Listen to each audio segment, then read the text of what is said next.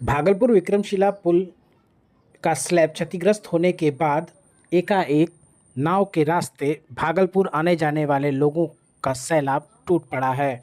विभिन्न घाटों पर लोग नाव और छोटे स्टीमरों के सहारे भागलपुर नौगछिया आ जा रहे हैं। बता दें कि महादेवपुर घाट, टिनटंगा, करारी घाट पर नाव सेवा शुरू की गई है, मगर आदमी की संख्या इतनी अधिक है कि नावों पर लोड बढ़ता जा रहा है। ऐसे में जिलाधिकारी के द्वारा विभिन्न घाटों पर सुरक्षा व्यवस्था को लेकर अधिकारियों को दिशा निर्देश दिया गया है, जिसके बाद टिनटंगा घाट पर अंचलाधिकारी रोशन कुमार ने फेरी सेवा की जांच की। इस दौरान उन्होंने फेरी सेवा के मालिक को पूरी सुरक्षा व्यवस्था के साथ लोगों को लाने ले जाने की व्यवस्था के बारे में जानकारी ली। वहीं महादेवपुर घाट पर भी इसी तरीके का नज़ारा देखने को मिला, जिसके बाद मौके पर जिला परिषद अध्यक्ष विपिन कुमार मंडल ने भी जिलाधिकारी को फ़ोन पर इसकी सूचना दी और साथ ही सुरक्षा व्यवस्था के पुख्ता इंतजाम करने को कहा। बता दें कि लोड इतना अधिक है कि नावों पर भारी मात्रा में लोग भागलपुर नौगछिया आ जा रहे हैं, जिससे कभी भी बड़ी दुर्घटना घट सकती है। टिनटंगा करारी से कहलगांव जाने के लिए फेरी सेवा के लिए टिकट की जद्दोजहद कर लाइन में लगे हुए लोग अपनी बारी का इंतज़ार कर रहे हैं ताकि वह टिकट लेकर फेरी सेवा से कहलगांव के रास्ते अन्य जगहों तक पहुंच सकें।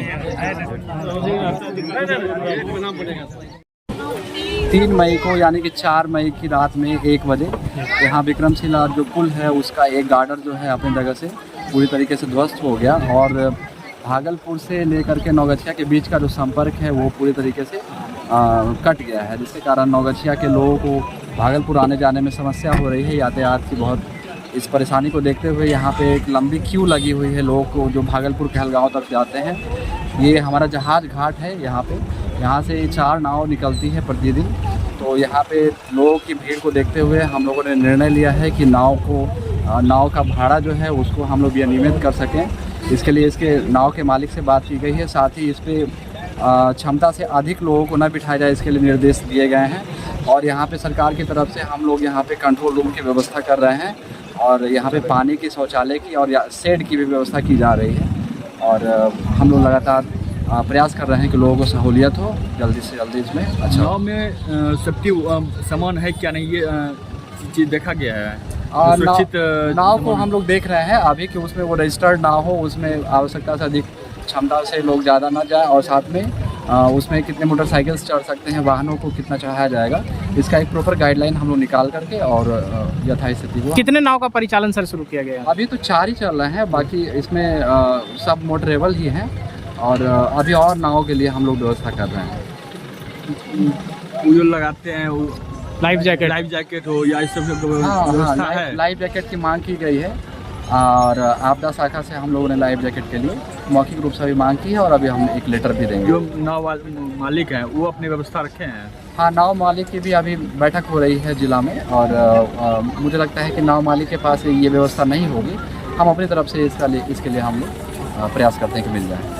टिनटंगा घाट सड़क कनेक्टिविटी, पुल टूटने से सड़क की कनेक्टिविटी ख़त्म हो गई, जैसे कि बहुत भीड़ नाव पे डिपेंडेंट हो गया है। तो हम लोग दोनों जगह प्रशासनिक स्तर पे डीएम साहब से बात हुई कि दोनों जगह प्रशासनिक व्यवस्था हो और एक शुल्क भी निर्धारित करते हुए, और हम लोग चाह रहे हैं कि कुछ बाहर से जहाज़ भी आ जाए जिससे कि लोग आमजन को परेशानी ना हो। देखा जाए नाव में ओवरलोड हो रहा है नाव और उसको सुरक्षा सेफ्टी दिखाई नहीं पड़ रही है। नहीं, उसमें भी शिफ्ट वाइज पदाधिकारियों की ड्यूटी रहेगी और वो निश्चित जितना बड़ा नाव होगा उतना ही सवारी बैठेगा। और लाइफ जैकेट की भी व्यवस्था हम लोगों के द्वारा बात हुई है जो प्रोवाइड करा दिया जाएगा। गोताखोर की टीम भी रहेगी, तो कंट्रोल रूम भी एक बनेगा। तो इन दोनों जगहों पर ये सारी व्यवस्था की जा रही है। क्या कहेंगे इस तरह से जो पुल की हादसा हुआ, क्या लग रहा है आपको?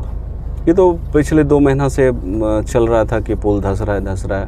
हमको लगता है कि उस पुल का जो मेंटेनेंस पीरियड था वो ख़त्म हो चुका था। विभागीय स्तर पे कार्रवाई होनी चाहिए थी लेकिन नहीं हुई, जिसका ये खामियाजा आमजन को भुगतना पड़ रहा है। और सबसे बड़ी समस्या है कंस्ट्रक्शन।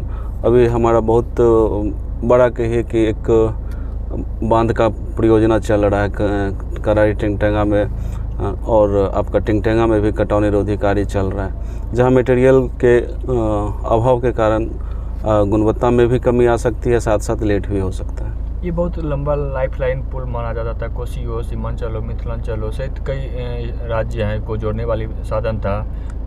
ये बंद होने से काफ़ी परेशानी सबसे बड़ा आम लोग को परेशानी हुई। कंस्ट्रक्शन वर्क में सामान की आवाजाही बंद हो जाएगी, मटेरियल कॉस्ट बढ़ जाएगा, तो कहीं ना कहीं आम जन पे इसका बहुत बड़ा प्रभाव पड़ने वाला है और कहिए कि महंगाई की मार पड़ेगी। झारखंड से गिट्टी आता था, बालू भी जमुई और बांका से आता था। परिवहन कॉस्ट बढ़ने से लोगों को ज़्यादा नुकसान होगा, मटेरियल का रेट बढ़ेगा और काम में भी डिले होगा। जो भी विभागीय कार्य है उसमें भी डिले होगा। तो कुछ ना कुछ समुचित पहल हम लोग प्रयास कर रहे हैं कि उस पर किया जाए। फेरी घाट के साथ साथ सामान की आवाजाही के लिए बड़े बड़े जहाज़ की व्यवस्था की जाए। वैसे तो आज मुख्यमंत्री जी ने कहा कि 3 महीने में चालू कर देंगे, लेकिन संभव नहीं लग रहा है क्योंकि पानी बढ़ेगा। और एक देखिए, हम लोग प्रयासरत हैं कि आम जन को सुविधा मिले।